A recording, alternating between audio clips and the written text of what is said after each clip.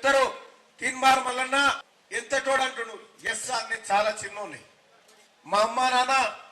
కాయ కష్టం చేసి చదివిపించారు సార్ ప్రభుత్వ హాస్టళ్లలో తిన్నా సార్ ఆన్నే పెరిగినా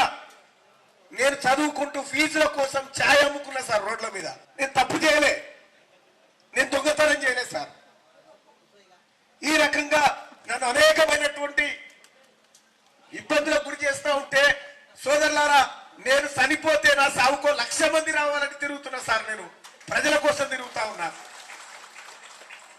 ఇలా కేసీఆర్ ఒకటే కేటీఆర్ ఒకటే తీన్మార్ మల్లన్న మా ప్రభుత్వాన్ని కూలగొట్టే దాంట్లో ఉన్నాడు మా ప్రభుత్వం అవినీతి అంతా బయట పెట్టింది కాబట్టి మల్లన్న రావద్దని చెప్తా ఉన్నారు అన్నా ఒకటి చెప్తా ఉన్నా కాంగ్రెస్ పార్టీ నాకు అవకాశం ఇవ్వచ్చు వామపక్షాలు 24 సంఘాలు మద్దతు ఇవ్వచ్చు అన్న పట్టభద్రులారా